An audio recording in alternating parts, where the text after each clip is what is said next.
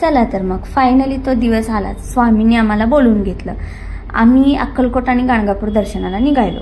कामावरून येऊन घाईघाईत बॅग पॅक केली आणि रात्री 11:30ची बस भेटली. बसमध्ये बसलो आणि निघाल्यानंतर रस्त्यामध्ये थोडासा लागला पाऊस लागल्यानंतर तुम्ही बघू शकता बाहेरचा व्ह्यू इतका छान वाटत होता, इतकं छान क्लायमेट झालं होतं, मस्त वाटत होतं एकदम. त्यानंतर बसमध्ये बसल्यानंतर ह्या माणसाने असा काही माझा व्हिडिओ काढला की मी आळसून पूर्ण झोपेतून उठले होते तेच, आणि ह्यांनी माझा व्हिडिओ शूट केला. ह्या सगळं चालू असताना तेवढ्यात असं वाटलं, डोळे उघडल्यानंतर चला बाबा फायनली आम्ही पोचलो आमच्या गावाला, म्हणजे सोलापूरला. आपलं गाव आल्यानंतर माणसाला किती भारी वाटतं ना, तसंच आम्हाला फील होत होतं की मी खूप दिवसानंतर गेले होते. त्यामुळे असं वाटलं की चला बाबा पोचलो एकदाशी सोलापूरला. सोलापूर स्टँडवर उतरून तेच अक्कलकोटची बस शोधत होतो. तितक्यात बस लागलेली होती. बोर्ड बघितला आणि पटकन जागा पकडण्यासाठी बसमध्ये चढलो. बसमध्ये चढल्यानंतर सीट भेटली, मस्त मध्ये सीटवर बसून घेतलं आणि इथे पण छान झोप काढली. छान झोप काढल्यानंतर अक्कलकोट कधी येतं वाट बघत शेवटी फायनली अक्कलकोट आलं.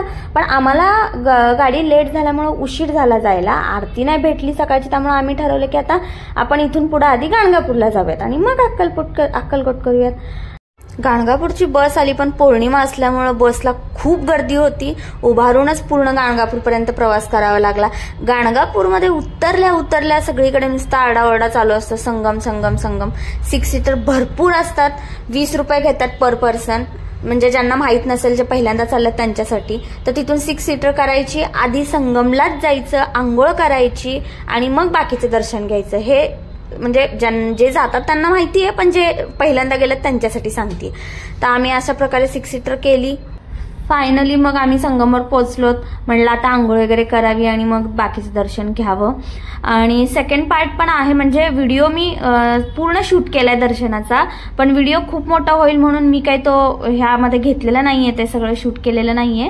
तर मी नेक्स्ट पार्ट पण नक्कीच घेऊन येईन, म्हणजे तो पण व्हिडिओ मी अपलोड करेल. तर तुम्ही हा व्हिडिओ पूर्ण शेवटपर्यंत बघा आणि नेक्स्ट पार्ट आणि थर्ड पार्ट पण बघा, म्हणजे तुम्हाला कळेल की देवदर्शन कसं झालं, काय झालं. जेणे अजून गेलेले नाहीयेत, जे जाणार आहेत त्यांच्यासाठी पण थोडीफार माहिती भेटेल ह्या व्हिडिओमधून. तर अशा प्रकारे आम्ही संगमवर पोहोचलो. मी बॅग घेऊन निघाले होते पुढं, मला खूप. चला तर मग भेटूयात नेक्स्ट व्हिडिओमध्ये.